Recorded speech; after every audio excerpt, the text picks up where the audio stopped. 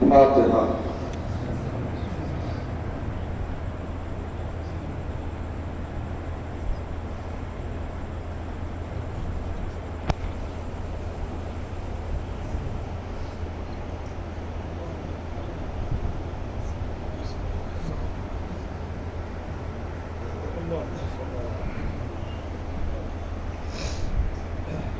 حضرات ایک مرتبہ سورہ حمد اور 3 مرتبہ سورہ توحید کی تلاوت فرما کر جناب حاجی شمیم حیدر صاحب، جناب حاجی امیر حیدر صاحب، ابنان حاجی عبدالغفور صاحب، حاجی عبدالغفور صاحب ابن امام بخش صاحب، حجت بشیرت بیگم صاحبہ، حجت بنیادی بیگم، بلطان ممتاز حسین، حاجی عبدالشکور ابن عبدالمجید، روحین زہرا بنت حاجی امیر حیدر اور کل مومنوں مومنات مرحوم کی ارواح کو اجر ثواب۔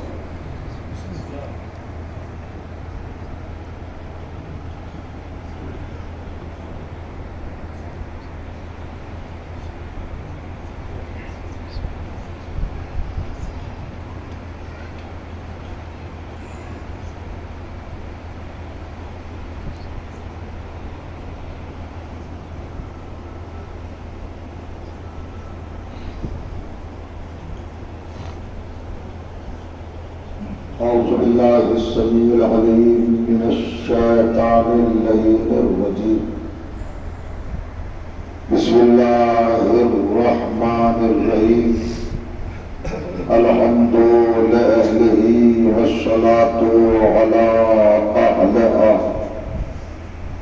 لا سيما على سيدنا ومولانا أبي القاسم محمد اللهم صل على محمد وآل محمد وعلى آله الطيبين الطاهرين المعصومين المظلومين واللعنة الدائمة على أعدائهم أجمعين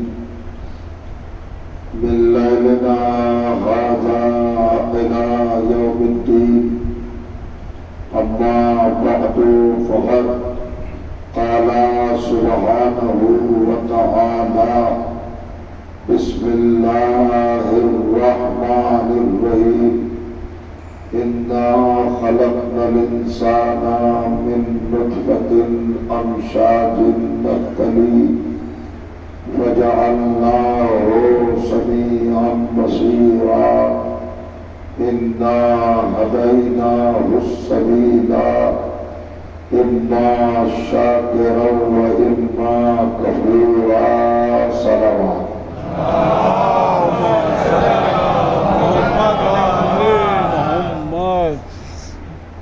بزرگان عزیز اور برادران ایمان، پہلی گفتگو میں جس گرامی ترین آیت کے ذیل میں کچھ معروضات، کچھ گزارشات اور کچھ افکار و نظریات آپ کی پاکیزہ سماعتوں کی بارگاہ میں نظر کرنے کی سعادت حاصل ہوئی تھی، اسی آیت کے ذیل میں چند گزارشات موجودہ گفتگو کے تعلق سے بھی ہدیۃً پیش کرنے کا شرف حاصل کروں گا۔ عنوان کلام کے طور پر آپ نے جس مطہر آیت کو سماعت فرمایا وہ قرآن مجید کے 76ویں سورہ یعنی سورہ مبارکہ الدہر کی وہ اہم اور عظیم ترین آیات ہیں جن کے توسط سے، جن کے ذریعے سے اور جن کے وسیلے سے کائنات کا پروردگار خود عالم انسانیت اور جہان بشریت سے براہ راست خطاب فرماتے ہوئے خود عظمت انسانی اور خلقت بشریت پر گفتگو فرماتے ہوئے مقصد تخلیق کی طرف اور سبب خلقت کی طرف انسانی ذہنوں کو توجہ دلا رہا ہے۔ ان آیات میں دو بات مسلسل متصل اور اہم کہی گئی ہے. ایک تو یہ کہ ہم نے انسان کو کتنا اہم، کتنا امپورٹنٹ اور کتنا عظیم ترین بنا کر اس کائنات کی زینت بنایا، اور دوسرا رجحان، دوسری فکر اور دوسرا مرحلہ اور تعداد یہ ہے کہ انسان یہ تدبر بھی کرے کہ ہم نے اس کو اتنا اہم بنایا، اتنا عظیم بنایا، تو اس کے پس منظر میں، اس کی فاؤنڈیشن میں، اس کی بنیاد میں، اس کی اساس میں کون سی فکر کار فرما تھی، کس مقصد کے لیے انسان کو پیدا کیا، کس سبب کے لیے اس کو خلق کیا، اس کی ذمہ داریاں کیا ہیں، اس کی ڈیوٹیز کیا ہیں، اس کے فرائض کیا ہیں اور اس کے لوازمات کیا ہیں. انسان کی تخلیق میں اللہ کا ایک بہت مضبوط اور مستحکم پروگرام ہے، منصوبہ ہے. انسان کو اس نے منصع شہود پر کیوں ظاہر فرمایا، اس کے پیچھے ایک مسلسل تحریک ہے، ایک مشن ہے اور ایک اللہ کا ایسا مرتب شدہ پروگرام ہے جس پر نگاہ رکھنا انسان کے لیے بہت ضروری ہے. جہاں بہت سارے ریزن، اسباب اور نسب العین ہو سکتے ہیں، وہاں پر ایک سبب انسان کی تخلیق کا اللہ نے خود بیان کیا ہے. وہ فرماتا ہے اِنَّا خَلَقْنَا الْإِنسَانَ مِن نُطْفَةٍ أَمْشَاجٍ، ہم نے انسان کو ماں اور باپ کے ذریعے سے اس کائنات میں ظاہر فرمایا، اسے وجود عطا کیا، اس کو ہستی سے نوازا، اسے شخصیت سے سنوارا، اسے پرسنالٹی ہم نے بخشی، مگر براہ راست نہیں، بلکہ اس کے وجود میں، اس کی ذات میں، اس کی ہستی میں، اس کے نبوت میں، اس کے شہود میں اور اس کے ظہور میں دو حقیقتوں کا اشتراک ہے، دو صداقتوں کا اشتراک ہے، تعاون ہے، مدد ہے. وہ حقیقتیں، وہ صداقتیں کون ہیں؟ دونوں، ایک باپ اور ایک ماں. یعنی کوئی بھی انسان بغیر ماں اور باپ کے پیدا نہیں ہو سکتا. یہ انسان کے نیچر، فطرت، ضمیر، خمیر اور اس کے اسٹرکچر میں اور اس کے خانہ فکر میں، شعور میں، احساس میں، جذبات میں اس پاکیزہ فکر کو اللہ نے اسٹور کیا ہے، محفوظ کیا ہے کہ وہ دو ہستیوں سے مل کر اس کائنات میں آئے. تو یہ تخلیق اور یہ مرحلہ خلقت اللہ نے اتنا معتبر، اتنا مضبوط کیوں بنایا؟ انسان کی خلقت میں اتنا اہتمام کیوں فرمایا؟ اس سے ذہن میں یہ خلفشار پیدا نہ ہو، یہ الجھن پیدا نہ ہو کہ کیا اللہ انسان کی تخلیق میں ماں اور باپ کا خود انسان کے محتاج ہے؟ تو میں نے عرض کیا تھا کہ وہ محتاج نہیں ہے، وہ علی کل شیء قدیر ہے، جو چاہے پیدا کر سکتا ہے اور اس نے پیدا کر کے دکھایا. پورے عالم انسانیت کے جو پیرنٹ ہیں، جو والدین ہیں، جو اول ترین ماں باپ ہیں، حضرت آدم اور حضرت حوا، ان کو اللہ نے بغیر ماں باپ ہی کے پیدا کیا. آدم کا کوئی باپ نہیں ہے، کوئی ماں نہیں ہے. حضرت حوا کا کوئی باپ نہیں ہے، کوئی ماں نہیں. ان کو براہ راست پیدا کیا. آپ قرآن مجید دیکھیں، جناب آدم کی تخلیق کا تذکرہ بڑے آسان الفاظ میں پروردگار عالم نے یوں ارشاد فرمایا. سورہ آل عمران، تیسرا سورہ، آیت نمبر 60 ارشاد ہوا، بسم اللہ الرحمن الرحیم، اِنَّا مَثَلَ عِیسیٰ عِنْدَ اللَّهِ کَمَثَلِ آدَمَ خَلَقَهُ مِن تُرَابٍ. دیکھو اللہ کے نزدیک حضرت عیسیٰ کی مثال بالکل ویسی ہی ہے جیسی آدم کی.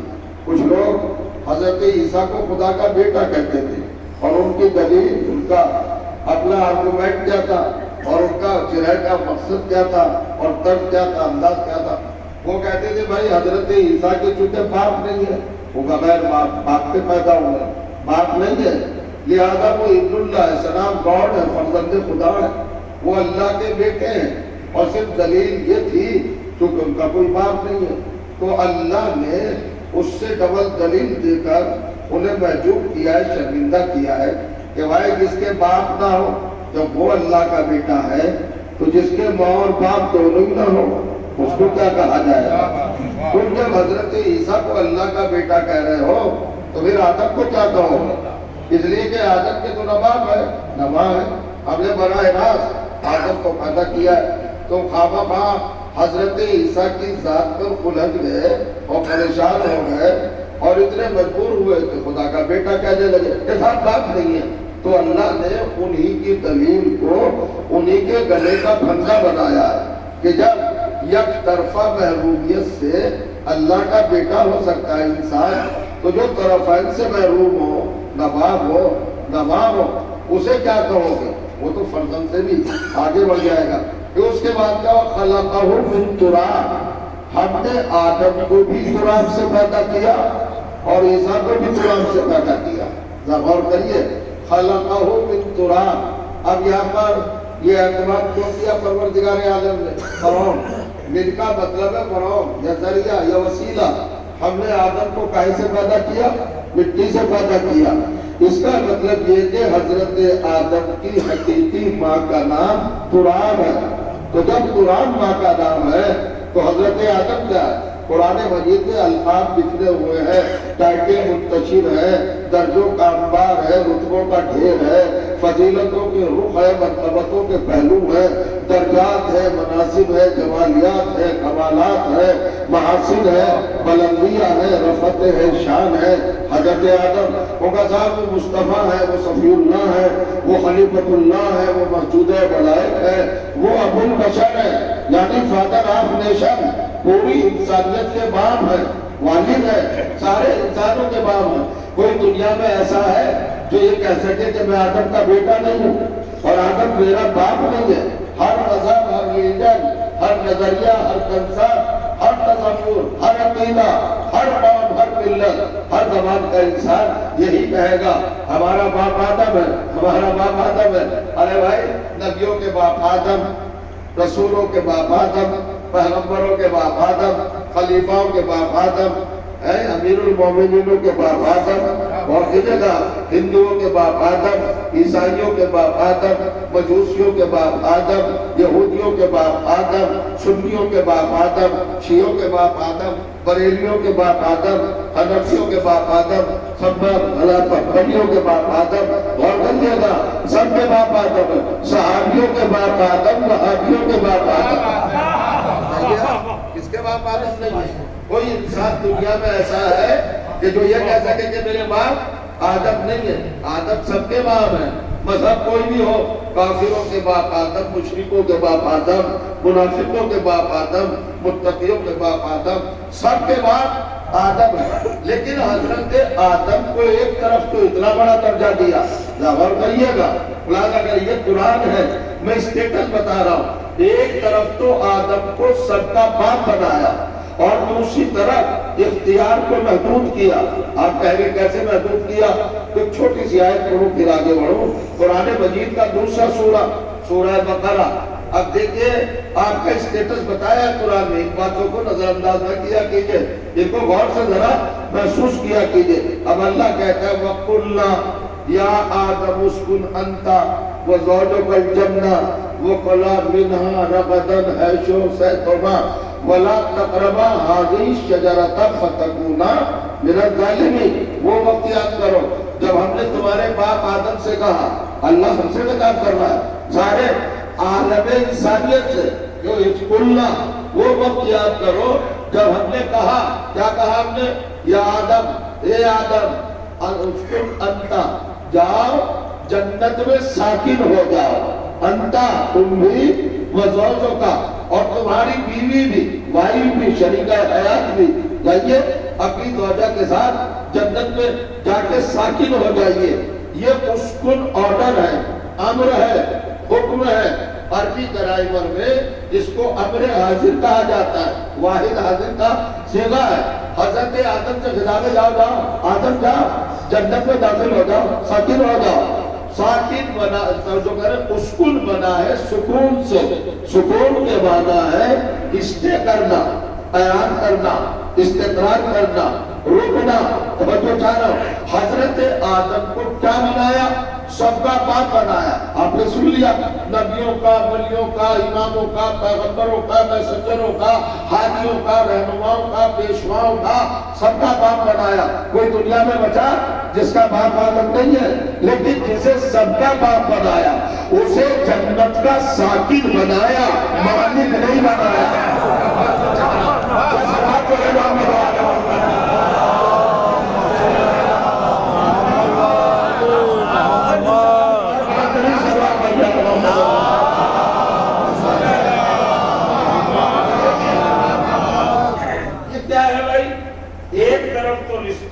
تعظیم، مکرمات، بزرگی اور اتنا زیادہ حضرت آدم کے درجات میں بلندیاں، اضافے کہ سب کا باپ بنا دیا، اور دوسری طرف اختیار کو اتنا محدود کیا کہ جنت کا ساکن بنایا، مالک نہیں بنایا۔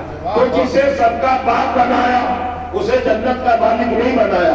اب کم سے کم مسلمان کا تو فرض ہے، واجب ہے کہ قرآن کی اس آیت کو پڑھ کر تلاوت کر کے کسی اصل منزل کی طرف پہنچنے کی کوشش کرے اور فیصلہ لے کہ جب آدم جنت کا ساکن ہے، مالک نہیں ہے، تو اللہ مالک اسے بنائے گا جو آدم سے بڑا ہوگا، آدم سے چھوٹے کو مالک نہیں بنائے گا۔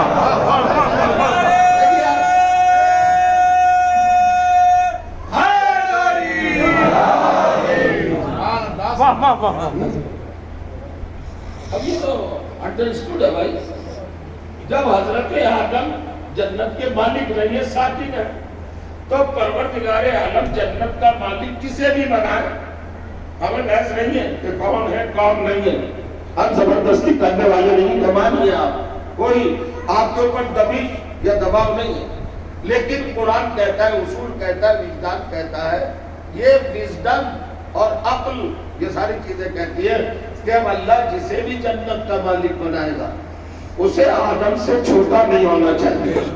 پروردگار جس کو باپ بنایا اسے جنت کا مالک تو نہیں بنایا کہ بھیا حضرت آدم ہے سب کے باپ، اور تو جانو اگر ہم جنت کو ان کی پراپرٹی بنا دیتے اور وہ دنیا سے جاتے تو کافر مشرک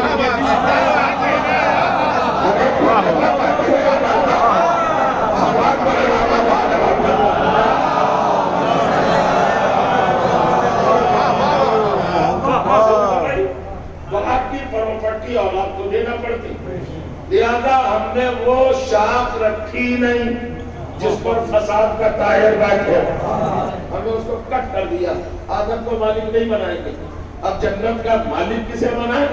یہ آپ قرآن میں تلاش کیجئے گا کہ جنت کے مالک کون ہے، جنت کے آنر کون ہے، جنت کن کی پراپرٹی ہے، کن کی ملکیت ہے، یہ میں پھیلانا نہیں چاہتا ہوں۔ اب اور آگے بڑھیے ذرا سا، لیکن بس ایک چھوٹی سی گزارش آپ سے کروں گا کہ جب جنت کا مالک وہ نہیں ہے جو ابو البشر ہے، سب کا باپ ہے، اور کریے گا میں نے ابھی کہا کہ رتبے ہیں، درجے ہیں، مصطفیٰ بھی ہے، صفی اللہ بھی ہے، موجود ملائک بھی ہے، بڑے انسان ہیں بھائی، سب کے باپ ہیں۔ ابو البشر یہ چھوٹا مرتبہ ہے، سب کے باپ ہیں، اور کریے گا تو میں کہنا چاہتا ہوں ابو البشر ہونا یہ آدم کی حقیقت نہیں ہے، مسجود ملائک ہونا یہ آدم کی حقیقت نہیں ہے، ذات نہیں ہے، یہ حیثیت نہیں ہے، یہ ریالٹی نہیں ہے، یہ تو اللہ کا دیا ہوا ایک رتبہ ہے، ایک رسپیکٹ ہے، ایک تعظیمی عمل ہے جو اللہ نے آدم کو عطا کیا ہے۔ ملاحظہ فرمائیں، آدم کو پروردگار آدم نے عالم نے جو سپیریئر بنایا، جو انہیں تفوق دیا، فوقیت دی، یہ ان کی حیثیت اور ذات نہیں ہے، یہ خالی اللہ کا کرم ہے، رحم ہے، ذرا نوازی ہے۔ حضرت آدم ابو البشر یہ ٹائٹل بھی ذات نہیں ہے، یہ بھی حیثیت نہیں ہے، ریالٹی نہیں ہے، یہ ان کی ذات میں شامل نہیں ہے۔ ابو البشر ہونا یہ بھی ایک منصب ہے جو اللہ نے دیا۔ حضرت آدم کی ذات کیا ہے؟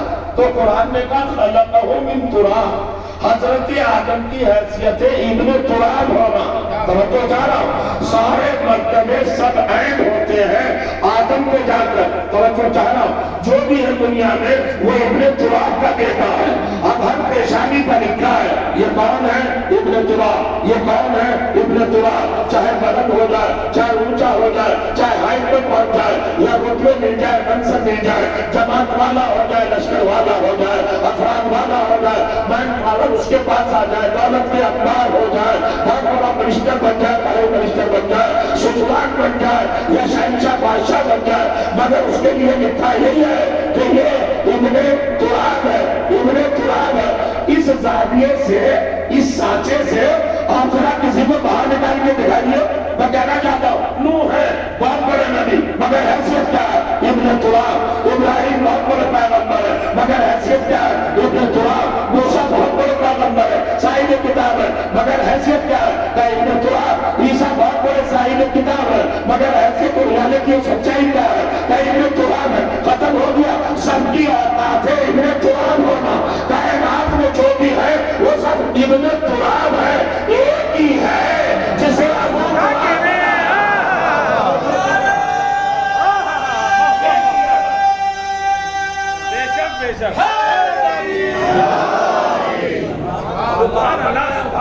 اور میرے عزیزوں آپ نے ہمیشہ سنا ہوگا ابو تراب۔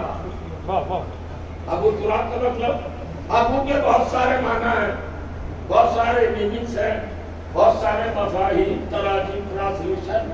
ابو کے، ابو کا مطلب فادر، ابو کا مطلب گارڈین، ابو کا مطلب آنر، ابو کا مطلب ہیلپر، ابو کا مطلب، یہ سارے مطالب ہیں۔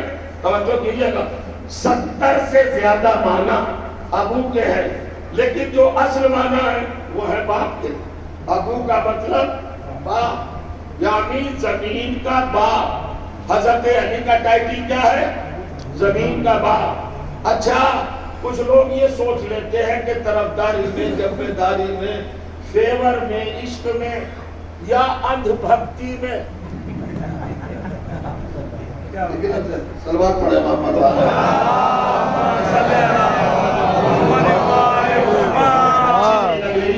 اسے پڑھ کر لے آئیے۔ اللہم صلی علی محمد وآل محمد۔ اس جگہ کو کسی فقیر کی دعا لگی ہوئی ہے، یہاں پر بڑے سنجیدہ لوگ بیٹھتے ہیں۔ سلوات پڑھیے محمد وآل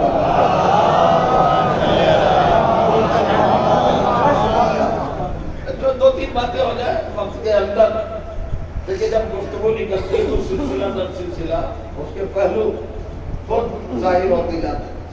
آج نوجوانوں سے گزارش یہ ہے کہ وہ ذرا اس بات کو اپنی نالج میں اضافے کے طور پر دیکھیں کہ حضرت علی کو جو کہا جاتا ہے فادر آف دی ارتھ، زمین کے باپ، اس دھرتی کے، اس بھومی کے، اس لینڈ کے، اس ساری زمین کے باپ ہے ابو تراب۔ یہ علی کا لقب ہے، ٹائٹل ہے، یہ لوگوں کی عقیدت ہے یا لوگوں کی محبت ہے یا لوگوں کی طرفداری ہے؟ جیسے آج کل اندھ بھکتی میں کسی کو کوئی بھگوان کہتے ہیں، ایسے ہے کیا؟ یہ آج کا زمانہ دیکھ رہے ہیں آپ، کچھ ہے بھی نہیں مگر سب کچھ ہے، سب کچھ مان لیا جاتا ہے۔ تو کیا ایسا سسٹم ہے؟ یہ ایسا معاملہ ہے؟ نہیں۔ چلیے جانچ پڑتال کرتے ہیں قرآن میں۔ حضرت علی ابو تراب ہیں، تو کیا واقعی ابو تراب ہے؟ زمین کے باپ ہیں؟ لا فرمائیے اللہ نے کیا کہا؟ انبیاء کتنے ہیں؟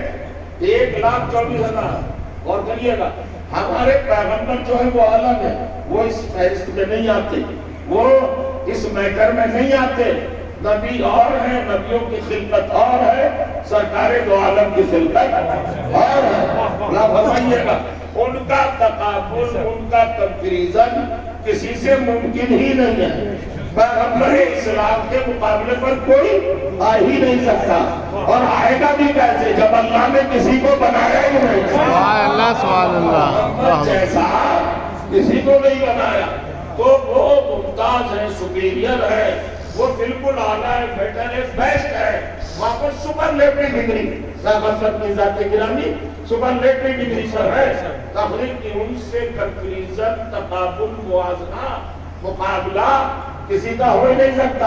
اور کمال ہے صاحب دیکھیے کبھی کبھی یہ باتیں بھی سنی جاتی ہے، لوگ کہتے ہیں کہ پیغمبر میں کون سی نئی بات ہے صاحب، وہ بھی تو ہم جیسے بشر ہے، وہ بھی تو ہم جیسے انسان ہے، اور یہ کوئی ہمارا تھوڑا یہ کنسرٹ، یہ تو خود قرآن نے کہا ہے۔ بھائی قرآن نے کہا ہے کہ پڑھیے 18واں سورہ، سورہ مبارک ہے، آخری آیت نمبر 110، اللہ نے خود کہا اپنے پیغمبر سے، قل انما انا بشر مثلکم، اے حبیب کہو ان سب لوگوں سے کہ میں تم جیسا بشر ہوں، میں تم جیسا ہوں۔ تو جب اللہ رسول سے کہہ رہا ہے کہ کہو میں تم جیسا بشر ہوں، تو ہم اگر انہیں اپنے جیسا کہہ دیں تو اس میں بات کیا ہے، گڑبڑ کیا ہے؟ سننا ہے نا؟ ارے بھائی اللہ نے پیغمبر کو کہا کہ تم کہو کہ میں تم جیسا بشر ہوں۔ قرآن کی 4666 آیتوں میں دکھاؤ کہ تمہیں بھی پرمیشن دیا ہو کہ تم بھی کہو کہ ہم جیسے رسول ہیں ویسے ہی ہم ہیں۔ رسول کو کیوں کہا کہ میں تم جیسا بشر ہوں؟ یہ دیکھو کس ماحول میں، کس سچویشن میں اور کس زمانے میں، کس پیریڈ میں پیغمبر نے ظہور فرمایا۔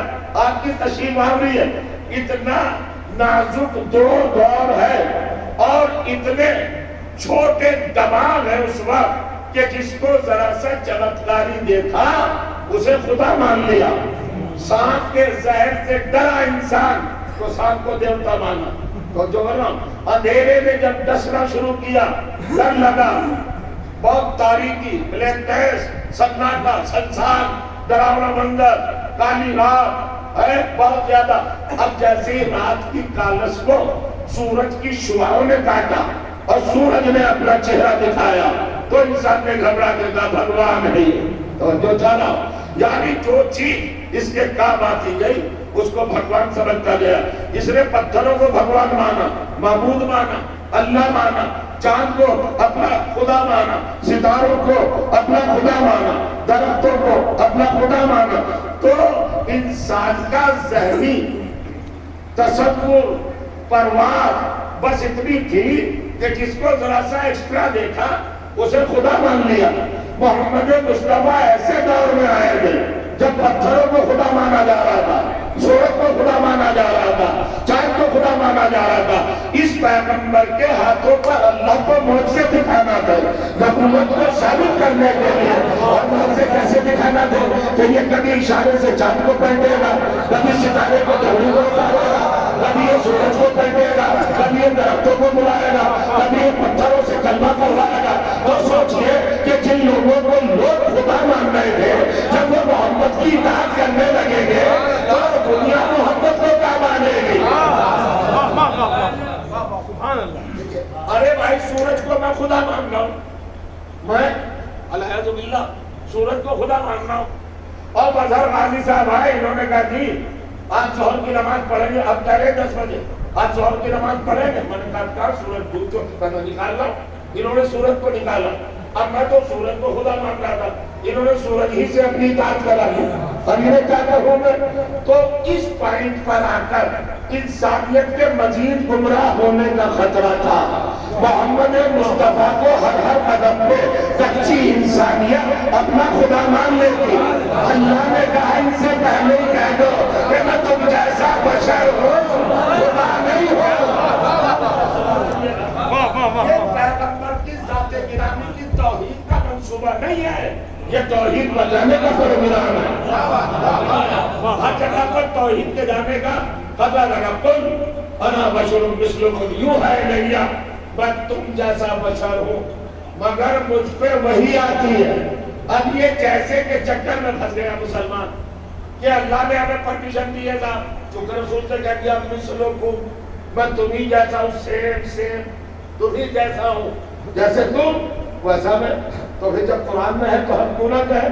اچھا بھیا تو اب چلو 1,23,999 انبیاء میں سے 1,923,998 انبیاء کو اللہ نے ایک طرف رکھ کر ڈراپ کیا۔ اور پھر یہ عجیب کیفیت قرآن کی، ایک پیغمبر کو نکال کے لایا اور وہاں پر کہا 73واں سورہ 73 سورہ مبارکہ مزمل آیت نمبر 15 اس کے اندر ارشاد ہوا انا ارسلنا الیکم رسولا شاہدا علیکم کما ارسلنا الی فرعون رسولا. اللہ کہتا ہے دیکھو ہم نے تمہاری طرف ویسا ہی رسول بھیجا، تم پر شاہد بنا کر، آئی وٹنس بنا کر، تمہارا گواہ بنایا ہے، تمہارے شب و روز کا گواہ ہے، تمہارے حاضر و غائب کا گواہ ہے. اور جو جا رہا بھائی گواہی تو وہی دے گا جو آئی وٹنس ہو، جو دیکھ رہا ہو کہاں کیا ہو رہا ہے. اس کا مطلب ہے کہ محمد مدینے میں بیٹھا ہے مگر دیکھ کائنات ہو رہا ہے. اللہ کو نعمہ بنا رہا ہے.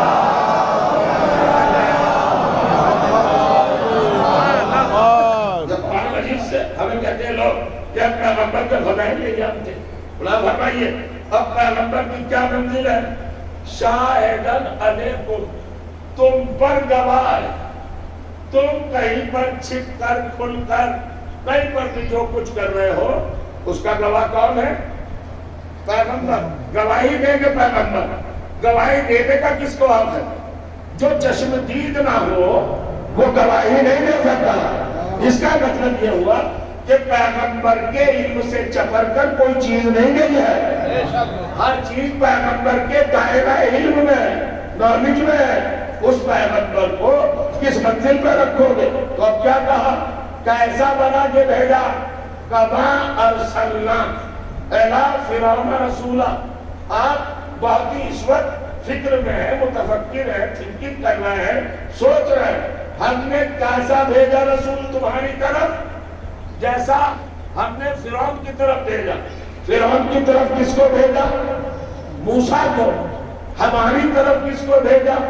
یہ تمہارے کا خطاب. وہ جو لوگ مثلکم کو دلیل بنا کر، پروف بنا کر اپنے عقیدے کو اسٹیبلش کرنا چاہتے ہیں کہ مثل کہنا، اپنے جیسا کہنا، یہ قرآن کی بنیاد پر ہے، قرآن کی بیس پر ہے. اللہ نے کہا محمد کہو میں تم جیسا ہوں، تو ہم کہہ سکتے ہیں کہ ہم محمد جیسے ہیں، محمد ہم جیسے نہیں. بھائی خطرناک معاملہ ہے، وارننگ ہے قرآن کی. ہم نے تمہاری طرف ویسا ہی رسول بھیجا جیسا ہم نے فرعون کی طرف بھیجا تھا. اور بھائی تشریح کے قاعدے اگر معلوم ہے تو آپ جان کے سنیے. محمد مصطفیٰ کو کیسا بنایا؟ کس سے تشریح دی؟ موسیٰ سے. محمد ہے موسیٰ جیسے، موسیٰ ہے محمد جیسے. یعنی رسالت میں اللہ کی طرف سے جو میسنجری ہے اس پوسٹ پر، اس ڈیوٹی پر، اس فریضے پر، اس وجوب پر، اس مشن پر، اس تحریک پر، اس منصوبے پر، اس پروگرام پر، اس روش پر، اس نہج پر، اس راستے پر، اس طریق پر، اس سنت و سیرت پر Muhammad equal to Musa, Musa equal to Muhammad, Muhammad Musa جیسے اور موسیٰ محمد جیسے. تو اب تک یہ دونوں جیسے جیسے ہو گئے تو اب یہ آئے کس کی طرف؟ موسیٰ آئے فرعون کی طرف اور محمد کس کی طرف ہے؟ تمہاری طرف. تو تمہیں کیسا ہونا چاہیے؟ کیا کہہ رہے ہیں؟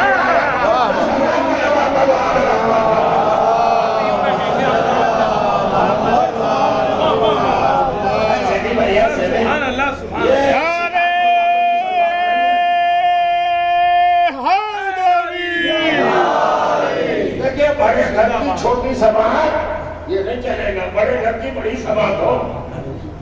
مثال، تشبیہ، یہ جو اللہ نے رکھا ہم نے تمہاری طرف، یہ تمہارے کا خطاب کس سے ہے؟ یہ ساری امت سے ہے نا. تو امت کو کس مقام پہ رکھا، کس پیلس پہ رکھا، کہاں رکھا؟ ایک ہے مرسل، ایک ہے مرسل. ادھر موسیٰ کس کی طرف آ؟ فرعون کی طرف. محمد کس کی طرف آ؟ تمہاری طرف، امت کی طرف. تو امت کو اللہ نے کہاں رکھا اور آپ نے رکھا ہے. اگر کہنے کا جیسا ہی شوق ہے تو اپنے آپ کو فرعون جیسا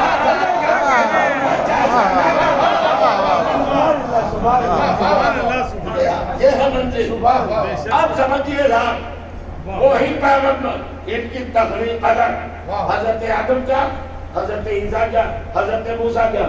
میں تو کہہ رہا اکیلے ابو تراب ہے علی. پوری کائنات میں اللہ نے جسے ابو تراب بنایا وہ سنگل ہے، واحد ہے، تنہا ہے، اکیلے ہیں. کون؟ علی. غور کریے گا حضور ذرا دیکھیے کس کیفیت کا بیان ہے. وہ کہا تھا علی ابو تراب، باقی سب ابن تراب. روایت تو ہم مانیں گے نہیں، کئی فیور نے کہہ دیا ہو، کسی نے کر دی ہو. روایت یہ ابو تراب ہے، یہ غلط فہمی ہے. یہ روایت کا معاملہ ہے ہی نہیں، یہ حدیث کا معاملہ ہے ہی نہیں. میں آپ کے ساتھ میں باقاعدہ آیت پڑھوں گا، سورہ پڑھوں گا، ریفرنس دوں گا، پروف کروں گا کہ علی ابو تراب ہے. مگر ذرا سی آپ کو محنت کرنا پڑے گی. میں چھوٹی بات ہواؤں میں گرے لگانے کا عادی نہیں ہوں. آئیے صاحب، حضرت علی کا لقب کیا ہے؟ ابو تراب. ہم خلافت پہ بحثی نہیں کر رہے، ہم امامت پہ بحثی نہیں کر رہے، ہم اس چیز پر بحثی نہیں کر رہے جس پہ جھگڑا ہو.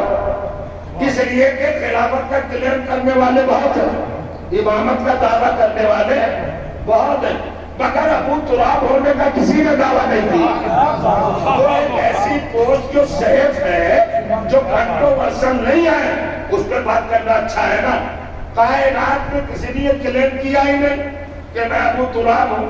یہ تو دعویٰ کیا میں خلیفہ ہوں، یہ دعویٰ تو کیا میں امام ہوں. ارے نبوت کے بھی دعوے کیے، ارے حد ہو گئی، خدا ہونے کے دعوے کیے، مگر کائنات میں ایک کلیم، ایک دعویٰ، ایک چیلنج یہ نہیں ہے کہ ہم ابو تراب ہیں، ہے نا. اور کہیے گا کسی نے نہیں کیا یہ دعویٰ.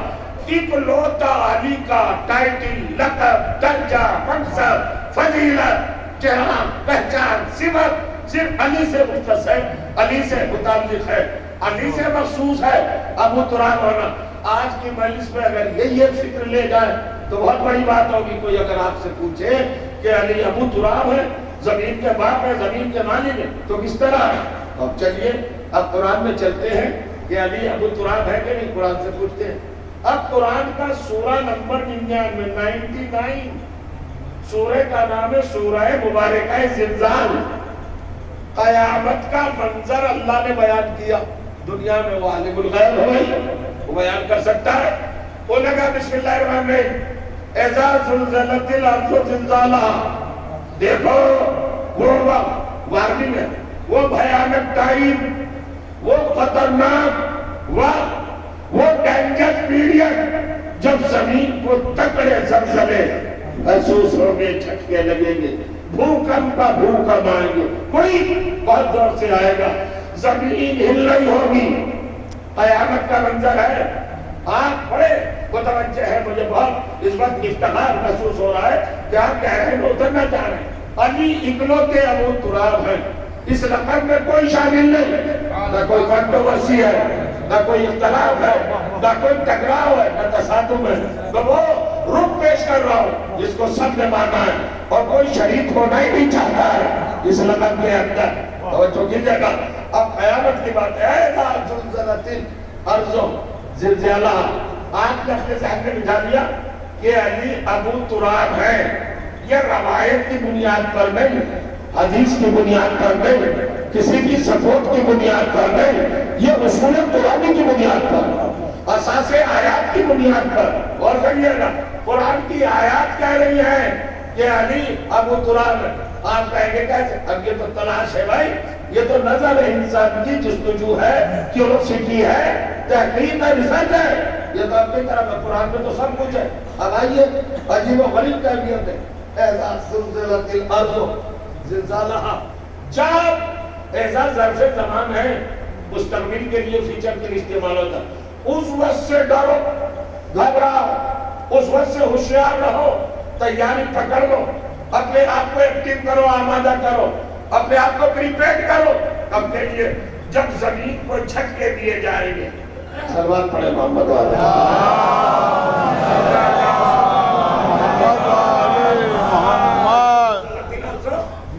زلزالہ. وہ واقعات کرو، ہوشیار رہو، وارننگ، دیکھا، تیار، آمادہ. جب قیامت کے دن زلزلت الارض زلزالہا. دو عالم بیٹھے. زلزال مصدر تاکید کے لیے، یہ مصدر مطلق ہے. جھٹکے دیے جائیں گے زمین کو، جھٹکے دیے جائیں گے زمین، ہلایا جائے گا بری طرح زلزالہا، ہلانے کی طرح. اللہ کہو بھالا کر دے گا زمین کو. محشر میں ہوگا کیا؟ سارے انبیاء پریشان ہوں گے، زمین رک نہیں رہی ہوگی، جھٹکے دے رہی ہوگی. اب آپ دیکھیے آج یہ اگر کہیں زلزلہ آتا ہے تو کیا سچویشن ہوتی ہے، خوف کا کیا عالم ہوتا ہے، بڑے بڑے دل والے گھر چھوڑ کے بھاگ جاتے ہیں، بھاگ جاتے ہیں کہ نہیں؟ اور قیامت کا تو یوں ہی ڈراؤنا منظر، دل دہلا دینے والا ماحول، مزید اس پہ زلزلے، اب زلزلے آ رہے تو قیامت کا منظر جنہوں نے سنا ہے اور جنہوں نے پڑھا ہے لکھ دیا ہے وہ آپ کو بتائیں گے۔ انبیاء گھٹنوں کے بل چلیں گے قیامت میں، امتیں انبیاء کے ساتھ پریشان ہوگی، بلاغت الحلقم الحناجر، قرآن فرما رہے انسانوں کے حلق اندر سے پلٹ کر نکل کے سینوں پہ آ جائیں گے، دل دھڑک رہے ہوں گے، کیا قیامت کا منظر ہوگا، زبان سینوں پہ دراز ہو کر لٹک جائے گی، پیاس، آتش، خوف، وحشت، دہشت، جو بھیجے گا، ارتعاش، لرزہ، تھراہٹ، یہ ساری چیزیں قیامت میں ہوں گی، نفسا نفسی کا عالم ہوگا، باپ بیٹے کو نہیں پہچانے گا، بیٹا باپ کو نہیں پہچانے گا، بھائی بھائی کو نہیں پہچانے گا، بیوی شوہر کو نہیں پہچانے گی، شوہر بیوی کو نہیں پہچانے گا، کیسا عالم ہوگا، اپنی اپنی پڑی ہوگی۔ انبیاء اس وقت پریشان ہوں گے، امتیں ان سے گہار لگا رہی ہوں گی، حد میں آپ کو مانا تھا بچائیے، گویا لا تغرل اليوم، آج تو کچھ موقع ہی نہیں ہے، آج تو ہمیں خود اپنی پڑی ہے، ہم کیا کریں؟ ایسے موقع پر جب زمین رک نہیں رہی ہوگی اور مسلسل کنٹینیوس زلزلے آ رہے ہوں گے تو اس وقت سارے انبیاء سرکار دو عالم کی خدمت میں آئیں گے اور کہیں گے حضور یہ کیا ہو رہا ہے، آپ رحمت للعالمین ہیں، رحمت للعالمین علی کی طرف دیکھ رہے گے، رحمت للعالمین پیغمبر علی کی طرف دیکھیں گے، چونکہ پیغمبر اپنا ہر کام علی کے سپرد کرتے ہیں، علی ہی کرتے ہیں، انبیاء آئے ہیں استغاثہ کرنے پیغمبر سے، پیغمبر نے دیکھا علی کی طرف، اب سنو ایسا زلزلت الارض زلزالہا، جب زمین جھٹکوں پر جھٹکے دی جائے گی، زلزلے پر زلزلے آئیں گے، اس وقت لوگوں کا عالم کیا ہوگا، پریشان ہوں گے، تو اب قرآن کہتا ہے وَقَالَ الْإِنسَانُ مَا لَهَا، جب یہ سارے انبیاء لرز کر تھرا کر کانپ کر خوف زدہ ہو کر وحشت زدہ ہو کر دہشت زدہ ہو کر جب ان کے دل بیٹھ رہے ہوں گے، چہروں پہ ہوائیاں ہو رہی ہوں گی، خوف و ہراس کا عالم ہوگا، اس وقت کہیں گے بچا لو بچا لو، اللہ کی رحمت بچا لو، مصطفیٰ بچا لو، جان رحمت بچا لو، آپ اللہ کے حبیب ہمیں بچا لو، اس وقت اشارہ کریں گے علی کی طرف، اب قرآن کہتا ہے قال الانسان ما لها، ایک انسان زمین کو ڈانٹے گا، کیا ڈانٹے گا؟ اسٹاپ، یہ معمولی بات ہے، یہ چھوٹی سی بات ہے، ریفرائن دے دیا، تعویذ بنا کے گلے میں ڈال دیجیے گا، سورہ نمبر 99 سورہ مبارکہ انزلزال کیا کہے گا؟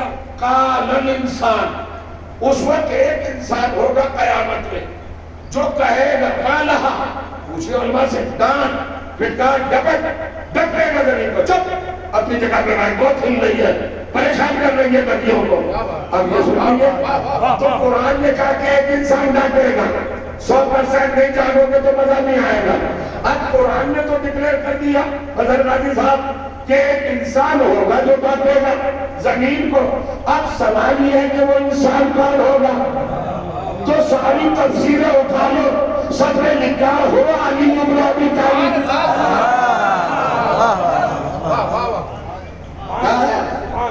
وہ کون ہوں گے؟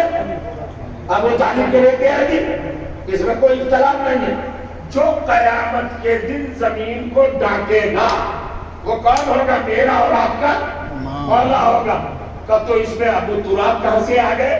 یہی تو بتانے جا رہا ہوں، حضرت آدم سے حضرت عیسیٰ تک کے کسی پیغمبر کو یہ رائٹ نہیں، یہ حق نہیں کہ زمین کو ڈانٹ سکے، چونکہ ہر ایک کوئی ہے زمین کا بیٹا، یہ وہ حق نہیں ہے۔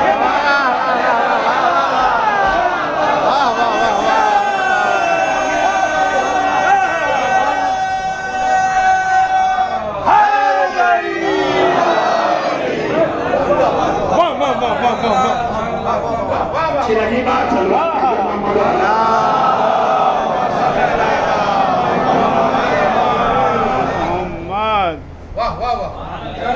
عالم انسان ہمارا، تو بھائی بیٹے کو تو حق نہیں ہے کسی بھی کسی بھی ریلیجن میں، کسی بھی مذہب میں، کسی بھی تہذیب میں یہ بیٹے کو حق نہیں ہے کہ باپ ماں کو ڈانٹے، مگر باپ کو تو حق ہے کہ بیٹی کو ڈانٹ سکے۔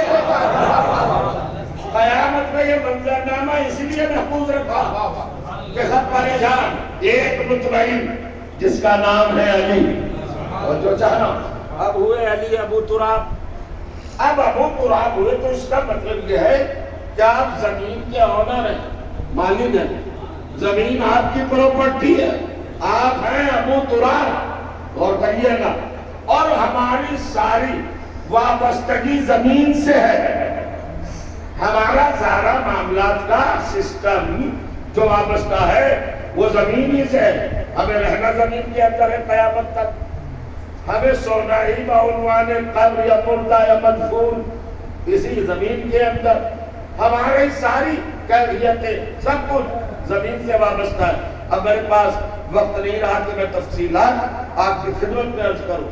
علی کو باپ بنا دیا زمین کا اور زمین کو ماں بنا دیا سب کی، تو اب یوں بھی اس حوالے سے بھی علی کائنات میں ہر انسان کے باپ قرار پائے، اور کہیے گا اور خود نبی نے بھی کہا انا وعلی ابواہ هذه الامہ، میں اور علی اس امت کے باپ ہیں، اور کہیے گا اور جب باپ ہیں تو ماں باپ کے لیے کیا کہا، والدین کے لیے قرآن نے کیا کہا، اللہ تک نہ کہنا، تو جو تیرے جسمانی باپ ہے جب انہیں اس تک کہنے کا حق نہیں ہے تو جو تیرے روحانی باپ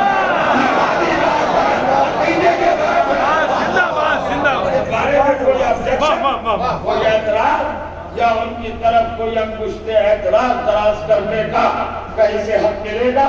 اب بس ایک رخ اور گفتگو تمام۔ آپ نے سنا دن کی مجلس بھی بڑے انعمان سے، بڑے اشتیاق سے، بڑے شوق سے، میں تھوڑی سی کوشش کر لیتا ہوں کہ جو فضیلت کا گوشہ رخ یا پہلو آپ کے سامنے رکھوں اس کی بیک پر کوئی نہ کوئی قرآن کی آیت ہو، قرآن کی آیت ہونا چاہیے۔ اب ایک معلومات بھائی فضائل تو میں پڑھ چکا، بلیغ میں پڑھ چکا، شاید 50 منٹ ہو چکے ہوں گے، ہو گئے بس 10 منٹ اور۔ مظہر غازی صاحب کا بڑا تغلقی فرمان ہوتا ہے بھائی کہ 1 گھنٹے پڑھیے گا بس، آپ 2 گھنٹے میں بدنام نہ کیجیے گا۔ آپ نے کہا 1 گھنٹہ پڑھے گا، اچھا میں نے کہا 2 پڑھوں گا، تو میں نے ایسے ہی کہا تھا جیسے بہت ہوتا ہے 1 گھنٹہ بھی، اگر اس کو اپنے اندر جذب کر لیں یا پھر ذخیرہ معلومات میں اسٹور کر لیں تو بڑی بات ہے۔ ایک بھی بات اگر یاد ہو جائے، معلومات میں اضافہ ہو جائے تو مجلس میں آنے کا حق ادا ہوتا ہے۔ تسکین طبیعت کا نام مجلس نہیں ہے، علم میں اضافے کا نام مجلس ہے۔ یہ یونیورسٹی ہے، حسینی مدرسہ ہے، یہ معرفت کی کلاسز ہے، یہاں رزق عرفان ملتا ہے۔ اب دیکھیں، اب ایک بس چھوٹی سی بات کہہ کے اپنی اس گفتگو کو سمیٹ لو۔ جہاں تک اسلام یا دین یا شریعت یا قرآن یا سسٹم آف پروگرام جو اللہ کے ہیں ان کو اگر دیکھیں تو بعض جگہ پر طبیعت الجھ جاتی ہے۔ ساری کائنات کس کے لیے پیدا کی؟ دن کی وجہ سے۔ خلق لکم ما فی الارض، یہ ایک آیت پڑھی تھی میں نے دن میں، جو کچھ زمین میں ہم نے پیدا کیا تمہارے لیے۔ یہ لام انتفاع ہے۔ لام انتفاع کا مطلب کیا ہوتا ہے؟ یہ ایل الفابیٹ میں سے ایک ورڈ ہے لام، جسے ہم کہتے ہیں، یہ کہنے کے لیے استعمال ہوا انتفاع، یعنی یہ پروفٹ حاصل کرنے کے لیے۔ یہ ہم نے جو کچھ زمین میں تمہارے لیے کیا ہے یہ تمہارے فائدے کے لیے، تمہارے استعمال کے لیے، مگر انسان کی خواہشوں کی تکمیل کہاں ہو سکتی ہے؟ اسے تو چاہے جتنا دے دو اس کی خواہش کا پیالہ بھرتا ہی نہیں۔ اور اللہ نے کہا تو زمین تک تو تھمے گا نہیں۔ اب سورہ جاثیہ قرآن مجید کا 44واں سورہ، اس کی 36ویں آیت، ارشاد ہوا هو الذی خلق لکم ما فی السماوات و ما فی الارض، اے انسان ہم نے جو کچھ پوری زمینوں میں اور پورے آسمانوں میں پیدا کیا وہ سب تیرے نفع کے لیے، تیرے استعمال کے لیے، یعنی جہاں تک ابھی گیا بھی نہیں وہ بھی اس کے لیے پیدا کیا ہے۔ اور جو جانا کائنات کے ڈانڈے کہاں تک ہیں، سرحدیں کہاں تک ہے پتا ہے کسی کو؟ نہیں پتا۔ یہ انلیمیٹڈ پھیلی ہوئی وسیع کائنات کیپیسٹی والی جس کی کوئی لیمٹ نہیں ہے، اس کے لیے کیا بول رہا ہے پروردگار؟ ہم نے تمہارے لیے پیدا کیا جو علم میں بھی نہیں ہے، ابھی کسے تم جانتے بھی نہیں ہو، وہ بھی تمہارے لیے ہے۔ اور کریے گا جانو گے قیامت تک دھیرے دھیرے، ہم نے تو بہت کچھ تمہارے نفع کے لیے پیدا کر دیا، ٹھیک ہے نا؟ اب میں کہنے چاہتا ہوں کائنات کو ناپنا بہت مشکل، فزیکلی طور پر کائنات کو ناپنا، ماپنا، کائنات کو جانچنا، کائنات کو معلوم کرنا، یونیورس کو سمجھنا بڑا مشکل ہے۔ مگر ایک لفظ رکھ دیا اللہ نے، کائنات کیا ہے؟ وہ یہ ہے کہ کائنات میں جو بھی کچھ ہے اس کے ماتھے پر لکھا ہے تیرے لیے، تیرے لیے، سورج کا تیرے لیے، چاند کا تیرے لیے، ستارے کا تیرے لیے، زمین تیرے لیے، آسمان تیرے لیے، پہاڑ تیرے لیے، اور جو چاہا عرش تیرے لیے، فرش تیرے لیے، کرسی تیرے لیے، اور سجد تیرے لیے، نعمتیں، رحمتیں، سعادتیں، برکتیں، مغفرتیں، یہ سب کس کے لیے ہے؟ یہ سب تیرے لیے ہے۔ تو جو بھی دنیا میں موجود رکھتی ہے چیز، اس کی جگہ پر لکھا ہے، پریشانی میں لکھا ہے فور یو، تمہارے لیے، تیرے لیے۔ اور پھر انسان کو محروم نہیں چھوڑا، انسان کو ذہن کے طور پر ایک فانوس دیا، اس فانوس میں عقل کی شمع جلائی، عقل کا چراغ جلایا، ویکٹ کی کینڈل روشن کی، توجہ کرو، تاکہ اس شمع کی روشنی میں کبھی تو سوچے، کبھی تو غور کرے کہ جب یہ پوری کائنات تیرے لیے بنائی ہے تو تجھے کس کے لیے بنایا؟ یہ ہے تو پوری کائنات تیرے لیے، تو پھر تو یوں ہی بنا دیا گیا بس ہمارا گرمی کے لیے، کرکٹ کھیلنے کے لیے، بریانی کھانے کے لیے، بارے کی نہاری کھانے کے لیے، کہیں کے لیے پیدا ہوا ہے تو ساری کائنات تیرے لیے بنائی۔ تو اس کا مطلب یہ کہ تیری تخلیق کا مقصد کائنات سے بھی کوئی اونچا ہوگا، چونکہ کائنات کو تو تیرے لیے بنایا، تو اب تجھے کس کے لیے بنایا؟ تو اسے کہے اجازت ہو تو کرو سورہ زاریات، سورہ مبارکہ زاریات 52واں سورہ 56ویں آیت، ارشاد وما خلقت الجن والانس الا ليعبدون، انسان سن ساری کائنات کو تیرے لیے بنایا، تجھے اپنی عبادت کے لیے بنایا۔ تو عبادت کر، عبادت کر کے عابد بن، تاکہ میں معبود ظاہر ہوں۔ مجھے اوروں کی عبادت نہیں چاہیے، تیری عبادت چاہیے۔ کتنی رسپیکٹ دی آپ کو، کس منزل امتیاز پہ لے آیا۔ تجھے میں نے اپنے خلقتوں کا لی، تجھے میں نے اپنے لیے پیدا کیا، کائنات تیرے لیے، تو میرے لیے۔ اور کیجئے گا تو جسے کہہ رہا ہے میرے لیے، اب وہ اگر کسی اور کا ہونا چاہے تو یہ اللہ سے بغاوت ہے۔ جس اللہ نے اپنے لیے پیدا کیا سو تو نہیں رہے المنزل، اور نہیں ہے نا، انسان کو بنایا عبادت کے لیے۔ ایک منٹ کی اجازت ہے نوجوانوں، وہ اجازت یہ کہے کے لیے بنے ہم؟ عبادت کے لیے۔ اچھا اس کو فوراً ضبط فی الوقت، اب آپ یہاں بڑے گھر میں کہے کے لیے آئے ہیں؟ مجلس سننے، مجلس کا ہے نا، آپ سامعین گرامی قدر ہیں، آپ فرش اعلیٰ کی زینت ہیں، آپ مجلس سننا ہے۔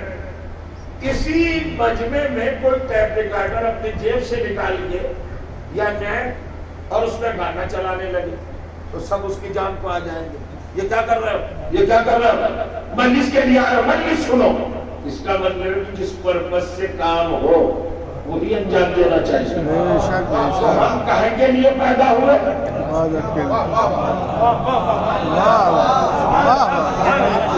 ایک منٹ وقت چاہیے، کہے کے لیے پیدا ہوئے ہم؟ عبادت کے لیے۔ مجلس کے لیے میں نے آپ نے بلایا ہے، عبادت کے لیے اللہ نے کریٹ کیا۔ تو ہم 24 آور کیا کریں؟ हम पैदा ही इबादत के लिए हुए। तो अब हमारा कोई भी अमल जो इबादत से हट के हो वो हराम है। 24 घंटे इबादत हो क्योंकि पैदा ही इबादत के लिए हुए। भाई हमारी तखलीक का रीजन क्या है? इबादत। तो अब 24 घंटे इबादत हो, इबादत के अलावा कुछ ना हो, वरना हमारी तकलीफ का मकसद पूरा नहीं हो रहा। ये बारीक मंजिल, ये फिक्र जरा सा ले ले, इसी में तमाम हो जाएगी बात। हम काय के लिए बनाए गए? इबादत के लिए। अब चलो भाई, इबादतों का जो हमारे यहाँ सिलेबस है, कोर्स है, निसाब है, वो है फुरुए दीन। फुरुए दीन है 10। अव्वल नमाज, दूसरे रोजा, तीसरे हज, चौथे ज़कात, पांचवें खुमुस, छठा जिहाद। अब आगे मत बढ़िए, चलिए साहब, काय के लिए पैदा हुए? इबादत के लिए। हमें क्या करना है? इबादत। जॉब क्या है हमारी? इबादत। और 24 आवर जॉब है, पार्ट टाइम नहीं है। यही करना है, सांस भी अलग नहीं लेना। अब प्रॉब्लम इबादतों में नमाज, हमने नमाज पढ़ी, नमाज क्या वक्त वाजिब? 5 वक्त। 5 वक्त में कितनी रकत? 17 रकत। 17 रकत खुलूस से भी पढ़ोगे तो कितनी देर लगेगी? तस्बीह, वजीफा, ताकीबात, उनकी बात नहीं कर रहा हूं। 17 रकत आप पूरे शराए से भी अगर पढ़े तो 30 मिनट, आधा घंटे में 17 रकत पढ़ लेंगे ना भाई।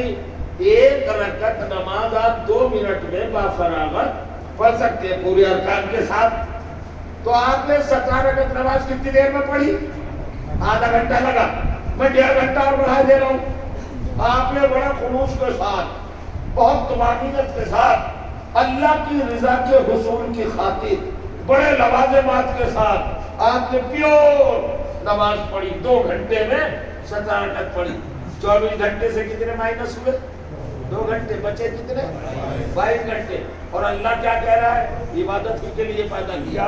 तो मैंने 24 घंटों में से 2 घंटों को नमाज ने इबादत बनाया, 22 घंटों का क्या करूँगा?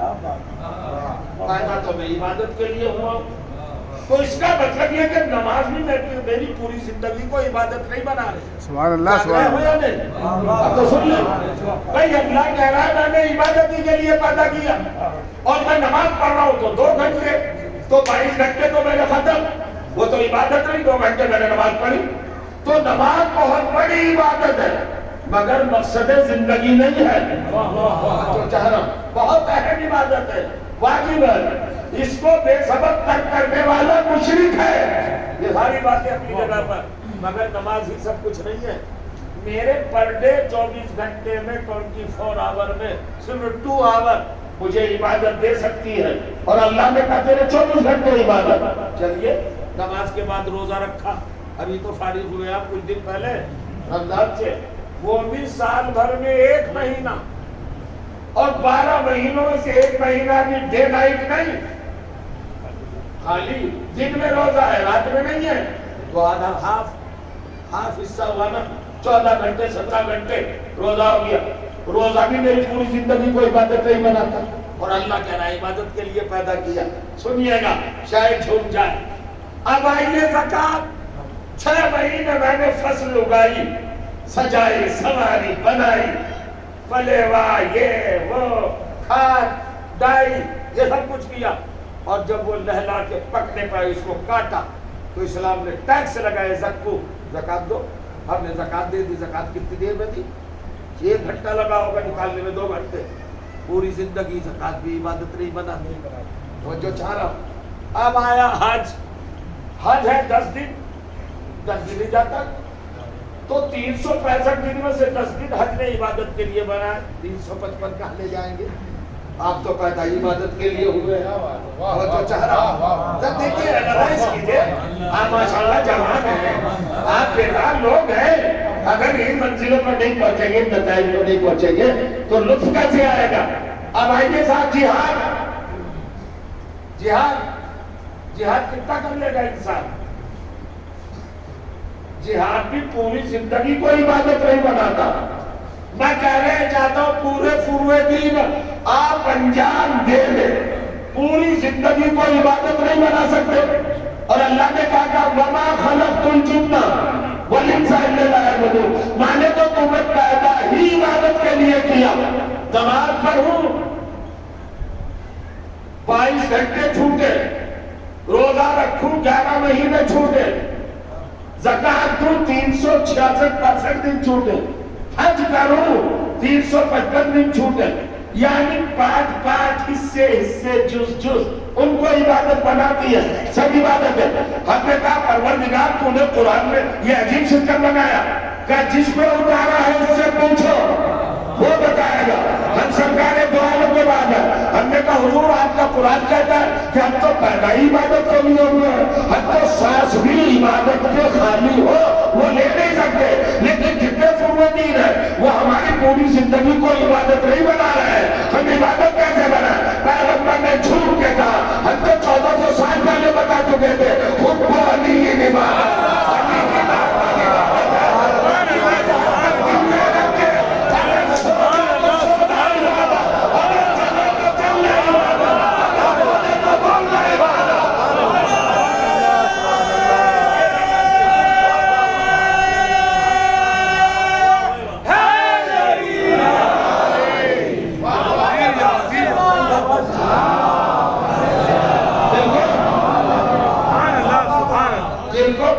محبت علی بنا لے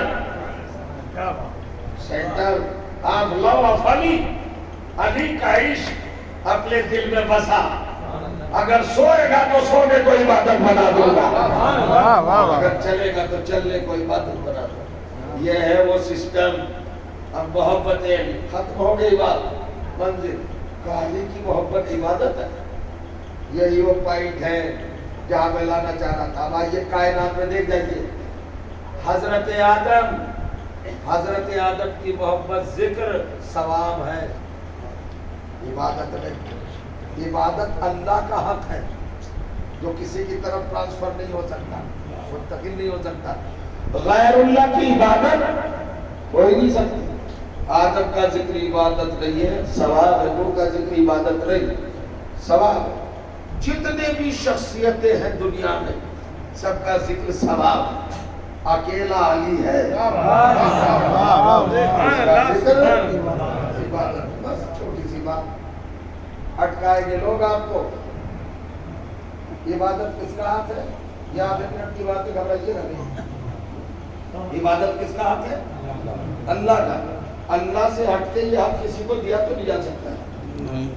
دیکھیے اپنی عبادت کے بعد بھی والدین کے ساتھ احسان کی لفظ رکھی ہے، عبادت کی نہیں.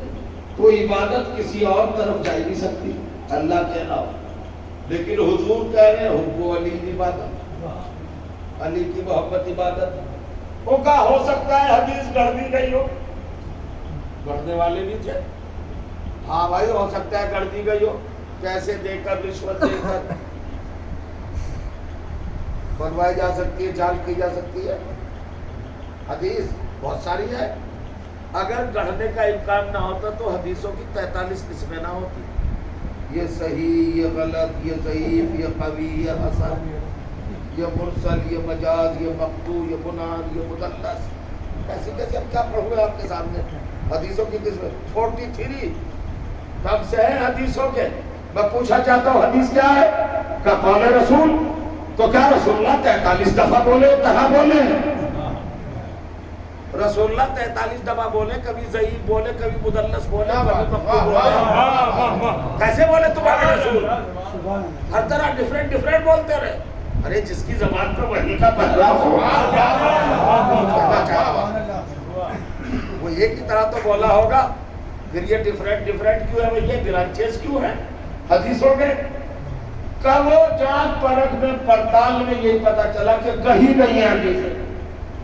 تو بھیا یہ حب والی عبادت والی بھی کر دی ہوگی کسی نے، چاہنے والوں نے پیسے دے کے راویوں سے کڑوا لی. چلو بھائی راوی کو تو گھوس دی جا سکتی ہے، رشوت دی جا سکتی ہے. اللہ تعالیٰ کو بھی دے گا کیا رشوت؟ اس سے کڑوا کے دکھا. اس نے کیوں کہا؟ عبادت ہے اللہ کا حق. انسان پریشان ہے، علی کی طرف کیسے ٹرانسفر ہو گیا؟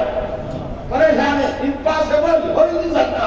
یہ حدیث گئی. اب میں آیت پڑھ رہا ہوں 36 जगह है कुरान में। मैं आपसे बस एक सवाल करूं, मसाइल की तरफ आऊं।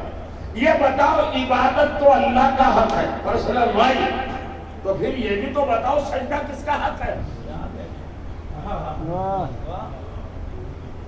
सजदा किसका हक है?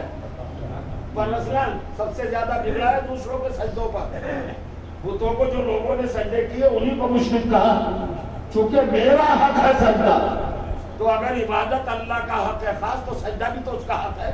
अब पढ़ कुरान 36 जगह लिखा अल्लाह ने उसजुदुल आदम, क्या बात है, उसजुदुल आदम, वाकई सो रहे हैं आप। कितनी जगह उधर दिया है फरिश्तों को अल्लाह ने, आदम को सजदा करो, आदम को सजदा करो, आदम को सजदा करो। जैसे इबादत अल्लाह का हक है वैसे सजदा अल्लाह का हक है। तो जब अपना सजदा हक के मखसूस आदम भी करता है तो अपना हक के इबादत अली की तरफ तो नहीं।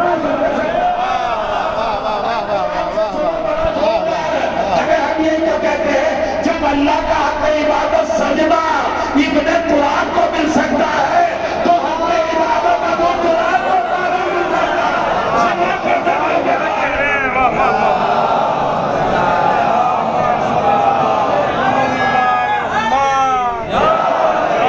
सलामत रहे आप।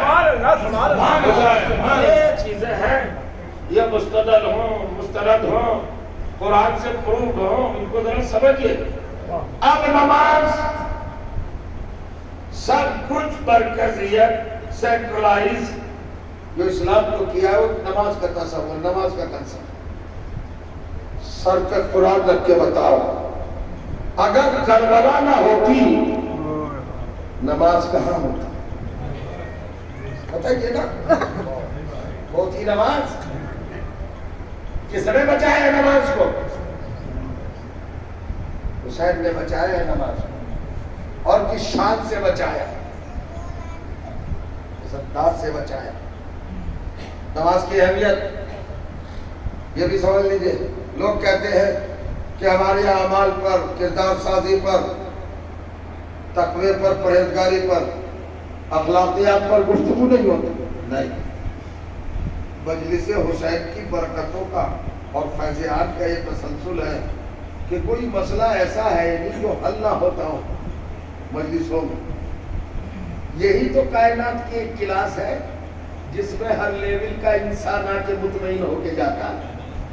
वरना दुनिया में किसी कॉलेज, किसी इंस्टीट्यूट, किसी इदारे में ऐसी क्लास नहीं है जिसमें हर एज का आदमी आए और हर कैटेगरी का आदमी आए और फिर मुतमईन होके जाए। अगर साइंस में आएगा तो साइंस वाला ही आएगा, टेक्नोलॉजी में आएगा तो वही आएगा, अगर मैथमेटिक्स वाला होगा तो वो होगा, अगर केमिस्ट्री वाला होगा, तो जितने जितने डिपार्टमेंट है उनमें उन्हीं से मुताल्लिक है।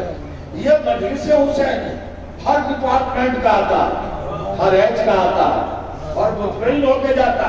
जो मुतमईन होके जाता ये भी अल्लाह का विषय है, ये भी मंसूबा इलाही है। ये बंदों का तराशा हुआ निजाम नहीं है। अगर बंदों का बना हुआ सिस्टम होता तो इसमें भी छोड़ होते। अब हो रही है सारी बातें। नमाज कितनी अहम बात। अरे भाई 70 लाशें उठाने के बाद इत्मीनान क़ल्ब हुसैन देखिए और नमाज के ऊपर फोकस और आपकी नजर करामत असर, इसको महसूस कीजिएगा। जब आए हैं और बीवियों से विदा हो चुके, रुखसती ले चुके, बच्ची को रुखसत कर चुके, अपने बेटे के पास आए जो गश के आलम में है, उनके सिपुर्द कुछ फराइज किए और एक फरीजा हमारे आपके लिए। आप आए हैं ना मजलिस में, 10:15 बजने वाले हैं ना, आप बैठे हैं बिस्तर छोड़कर, इसका छोड़कर, अपने आशायक और आराम को छोड़कर, दौलत के गद्दे छोड़कर, अपना घर छोड़कर मजलिस में आए। ये कोई एहसान नहीं है। क्यों आए हो? का हुसैन को याद करने।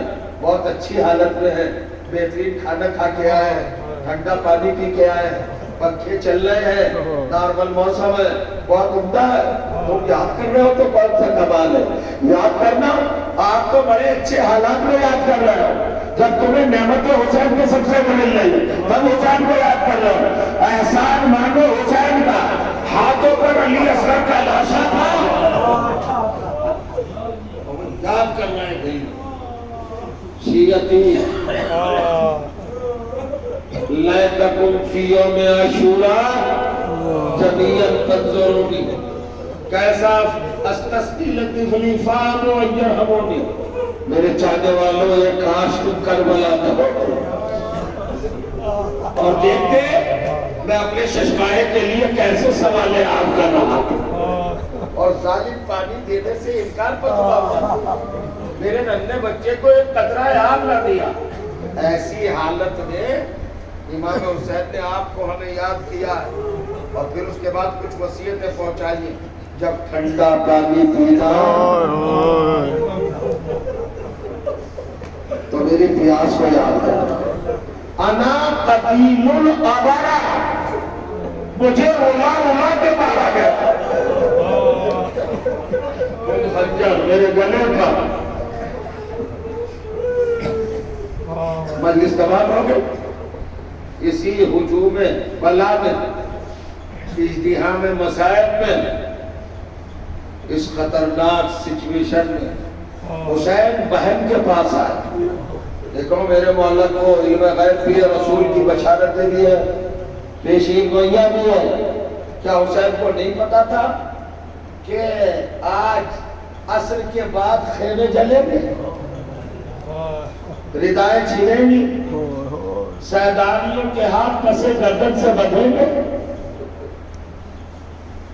खारदार रस्सियों में जकड़ी जाएंगी बीवियां नबी की नवाज का नहीं पता था उसे तो पता था सुनिए उसके बाद जनाब ज़ैनब के करीब बैठे और सारी बातें करने के बाद वसीयतें करने के बाद हालात से आगाही देने के बाद हुसैन चले बहन गले मिली तो हुसैन ने एक जुमला कहा ये सुनिएगा या उख्ती ला तंसीनी फी नाफिलतिल लैल बहन ज़ैनब आज के बाद हुसैन को नमाज शब में न भूलता नमाज शब वाजिब नहीं है आप खुली आंखों से मुझे देख रहे हैं जरा समझने की कोशिश भी तो कीजिए अब चंद साल के बाद जनाब ज़ैनब के हाथ बन जाएंगे इमाम बता रहे हैं कि नबी की नवासी है अली की बेटी है ज़हरा की लफ्ज़ जिगर जानशीन है ये मुसीबतों में रहेगी हाथ बंधेंगे मगर नमाज कितनी अहम है कि ज़ैनब वाजिब नमाजों का तो तसव्वुर छोड़ो नमाज शब भी ज़ैनब की नहीं छूटेगी तभी तो कह रहा हूं मुझे नमाज शब में याद रखना यानी राहे कूफा में पुश्ते शुतर पर ऊंट की पुश्त पर नमाजें पढ़ी है ज़ैनब ने हुसैन को याद किया और वो नौबत भी आ गई जब एक रोज सैयद सज्जाद ने निस्फ शब के बाद देखा कि फूफी अम्मा बैठ के नमाज पढ़ रही है तो करीब आ गया हाथ जोड़े फूफी अम्मा मैं पूछ सकता हूँ जाने शरीयत नाज़माने शरीयत आपसे आप बैठ के नमाज पढ़ रही है एक इनके अली आपको मैंने हमेशा खड़े होकर नमाज पढ़ते देखा जनाब ज़ैनब के दहन से चीख निकली सैयद सज्जाद क्या बताओ तेरी फूफी के जिस्म में इतनी नकाहत आ गई कि अब मना नहीं हुआ जाता मैं फूफी अम्मा को का दरबार यजीद से खाना और पानी बहुत करवाता मैं बच्चों को खिला देती हूँ कैसे नाजुक बात है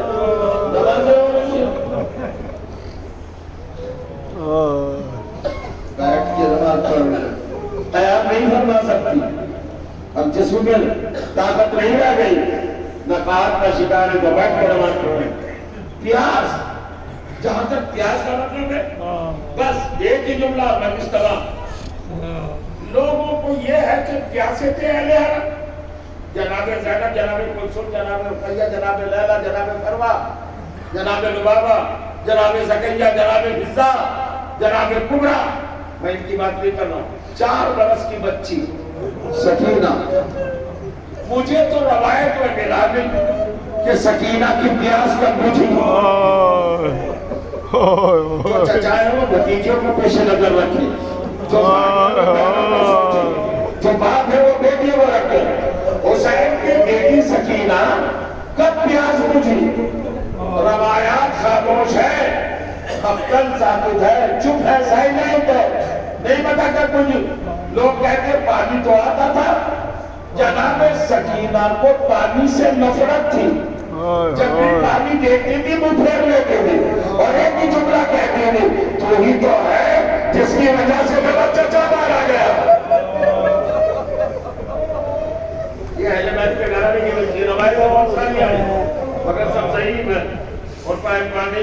اپنے ریاض کا ایک منظر آپ کو یاد دلا دوں، بس 2 یا 3 سیکنڈ کا مرحلہ ہے۔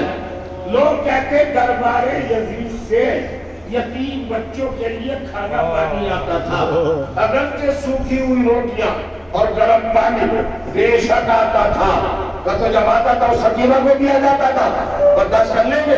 ایک ہی جملہ ہے، ہاں وہ بنتا ہوا کھولتا ہوا پانی آتا تھا جناب سکینہ کے بعد، مگر قیدیوں کو جس طرح قید کیا گیا تھا ان کی قسمیں الگ الگ تھی۔ سید سجاد کو الگ حصے میں، سیدانیوں کو الگ حصے میں، سکینہ کو الگ حصے میں، اور قید خانہ بڑا تنگ تھا، اگر بیٹھتے تو بیٹھا نہیں جاتا تھا، اگر کھڑا ہونا چاہے تو کھڑا نہیں ہوا جاتا تھا، چھت بھی نہیں تھی، رات کی اوس پڑتی تھی، دن کی دھوپ پڑتی تھی۔ سید سجاد کو جو بیڑیاں پہنائی گئی تھی وہ ایسے لوہے سے بنائی گئی تھی جو سورج کی شعاعوں کو جذب کرتا تھا اپنے اندر، دن بھر کا سورج اور لوہے کی زنجیروں پہ پڑتا تھا اور وہ تحقیق کو انگارے بن جاتے تھے۔ سید سجاد کے پیروں میں یہ جلدی ہو جاتی ہے، جب پانی آتا تھا سکینہ اس منظر کو دیکھ کے رہتی تھی کہ بھائی کے پیروں میں زنجیریں سو گئی ہیں، تو جو پینے کے حصے کا پانی آتا تھا اسے دیکھ کر جھگڑا کرتی رہتی تھی اور اسے اٹھا کر بھائی کے قریب آتی ہے، پیتی نہیں تھی، اپنے بھائی کی زنجیروں پر بیڑیوں پر وہ پانی ڈالتی تھی۔ یہ وجہ ہے کہ جب لحد بنائی ہے سید سجاد نے تو ایک مرثیہ پڑھا ہے، ایک میری وہ مظلوم اور حساس ہے کہ جب جب میرے پاس آتی تھی میرے بیڑیوں پر پانی ڈالتی تھی، مگر آج میں تیری قبر بنا رہا ہوں، میں اتنا غریب ہوں کہ تیری قبر پر پانی نہیں چھڑک سکتا۔ کربلا کا وکیہ اور کہا چچا اب آپ کی نتیجی آپ کے حوالے، میری بہن کو پیاس میں مار ڈالا، سکینہ دنیا سے چلی گئی، پانی میسر نہ ہوا، وسيعلم ظلم وإياهم ينقلبون على لعنة الله وعلى القوم الظالمين۔ ربنا تقبل منا إنك أنت السميع العليم۔ إلهي بارك لنا وفيها وبالها وبنيها والسر المستودع عليه الصلاة والسلام۔ رب کریم تجھے ذکر عظیم کا واسطہ ہماری عبادات کو شرف قبولیت عطا فرما، ہم کو مسلسل نیک اعمال کرنے کی توفیق عطا فرما۔ اہل بیت کے چاہنے والے یہ عزادار دنیا میں جا کہیں بھی ان کی حفاظت فرما۔ ہماری قوم میں جو مرحوم ہو چکے ان کو مغفرت کے ساتھ ساتھ جوان اہل بیت علیہ السلام میں اعلیٰ مقام فراہم فرما۔ جو زندہ ہے ان کو اپنی رحمت کی ساتھ میں زندہ و سلامت رکھ۔ حضرت حجت اجر اللہ تعالیٰ فرج شریف علیہ السلام کے ظہور میں تعجیل فرما۔ پروردگار علماء حق، مراجع کرام، آیت اعزام، مجتہدین حق اور فقہاء اہل بیت کی عمروں میں طول عطا فرما، ان کی تائیدات و توفیقات میں اضافہ فرما۔ معبود ہمیں تا دم مرگ آخری سانس تک اہل بیت علیہ السلام کا وفادار رکھنا۔ پروردگار بستیوں پر، ان جگہوں پر، ان مقامات پر جہاں تیرے شہیدوں کا ذکر ہوتا ہے، اپنی نعمت، رحمت، سعادت، برکت، حوصلہ دھار فرما۔ پروردگار ہمیں اپنی رحمت کا مرکز بنائے رکھ۔ حضرات ایک مرتبہ سورہ حمد اور 3 مرتبہ سورہ توحید کی تلاوت فرما کر ان اسامی گرامی کی ارواح کو ہدیہ ثواب فرما دیں۔ حاجی شمیم حیدر صاحب مرحوم، حاجی امیر حیدر صاحب مرحوم، عمران حاجی عبدالغفور صاحب، حاجی عبدالغفور صاحب نے محمد صاحب، حجت بشیرت بیگم صاحبہ، حجت بنیادی بیگم صاحبہ مرحومہ بنتا ممتاز حسین، روحی زہرہ بنت حاجی امیر حیدر، کل مومنوں میں مراد جو مرحوم ہو چکے ہیں ان سب کی ارواح کو تلاوت فرما کر ایک بار سورہ حمد اور 3 بار سورہ حمد ہدیہ ثواب۔